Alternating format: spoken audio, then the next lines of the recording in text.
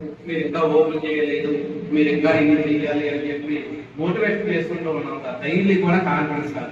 అలాగే ఇక్కడ control room ఏర్పాటు చేయడం జరిగింది.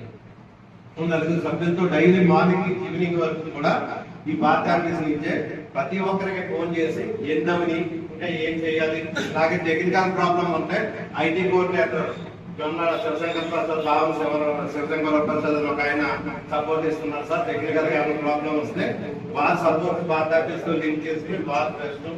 అదే విధంగా సోషల్ మీడియాకి పవన్ మణికంఠన్ ఒక ఆయన ఉన్నాడు. ఏదైనా ఉంటే సోషల్ మీడియా ద్వారా సభ్యుడు 100 సభ్యత్వాలు చేస్తే ఈ సభ్యుడు 100 చేశాడు అని ఉత్సాహపరుస్తూ వారి శుభాకాంక్షలు తెలియజేసుకుంటే వేరే సభ్యుడు కూడా నేను కూడా చేయాలని ఉత్సాహంగా, అలాగే 200 చేస్తే 200, అలాగే ఒక టీమ్ గా సాధి టీమ్ అని చెప్పి ఒక గ్రూప్ ఏర్పాటు చేసే గ్రూప్ ద్వారా అందరికీ తెలిసే విధంగా ప్రతిదీ కూడా ఎన్ని సభ్యత్వాలు ఎవరు చేయాలి అనేది కూడా 100 దాంట్లో 200 దాంట్లో వాళ్ళకి తెలియజేసే విధంగా ఉత్సాహపరుస్తూ సోషల్ మీడియా టీం కూడా పనిచేస్తున్నాం సార్. అలాగే దొంగ సోమవారాలని తోటస్వామి గారి అందరూ కూడా ఇక్కడ కావాల్సిన మెటీరియల్ ఏంటి, ఎవరికి ఇబ్బందులు ఉన్నాయి, మళ్ళీ పాంప్లెట్స్ కూడా ప్రొడ్యూస్ జరిగింది సార్. ఈ రోజు మా నియోజకవర్గంలో ఇంచుమించు ఈ 4 సంవత్సరాల్లో 31 మందికి డెత్ ప్లాన్ చేశారు సార్. అంటే ఇంచుమించు 1,55 లక్షలు దాకా 5 లక్షలు 25 లక్షలు చాలా పెద్ద ప్రాసెస్ చేశారు సార్.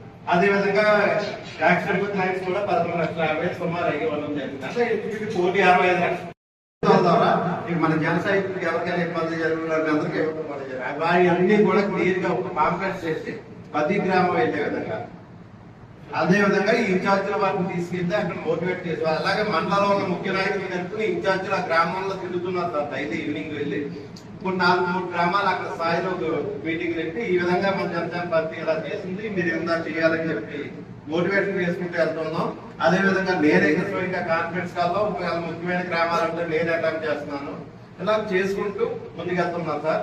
మిగిలిన మీ సూచనలు ఏమంటే వాటిని తీసుకుని ముందుకెళ్తామని తెలియజేస్తూ మీ సూచనలు ఇవ్వాలని కోరుతున్నాను.